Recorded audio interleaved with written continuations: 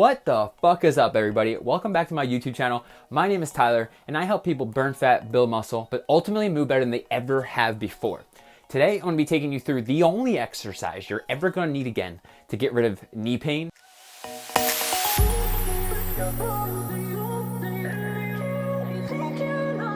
and probably back pain as well, and grow a fucking dumpy. And that exercise is the glute bridge. And I know what you're thinking. This exercise doesn't do much. There's not much load. How am I ever gonna get a dump trunk like that?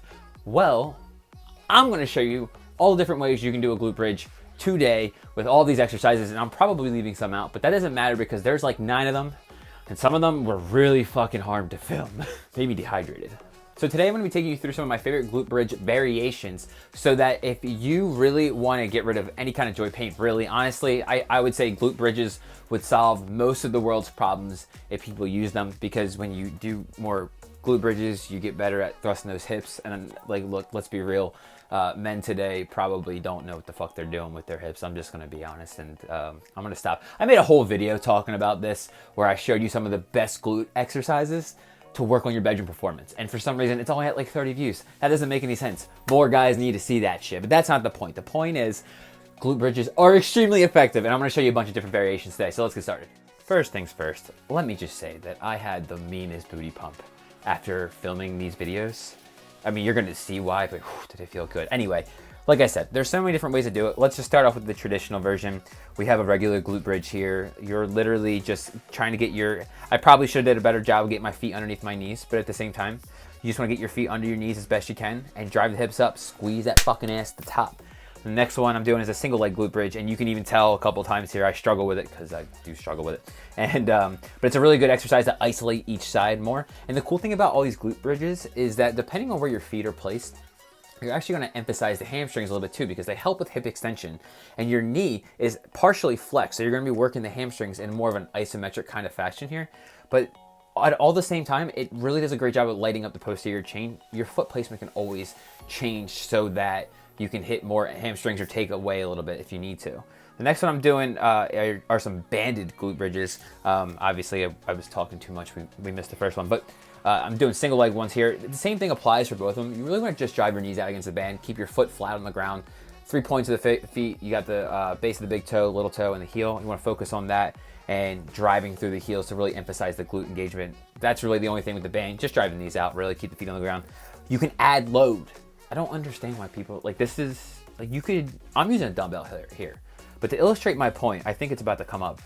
I use a friggin' no, actually, what was that? That was a rice bag. It was a rice bag. I used a big ass bag of rice to place some load on there. I think it was like a 10 pound, no, I think it might have been 20 pounds. Not the point.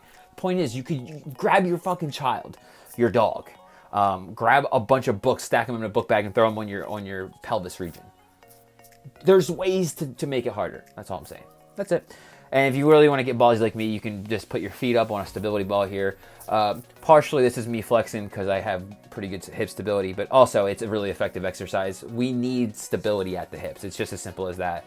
You can even throw a leg curl in on this one where you keep the hips extended. Again, isometrically contracting here while you're working on the curl of the legs. These, I mean, just leg curls in general are good for knee pain, but at the same time, we are keeping the hips extended so that the lower back doesn't round. And that's one of the biggest issues I see with people doing leg curls at the gym, is their lower back's always fucking kicking them back. But that's not the point.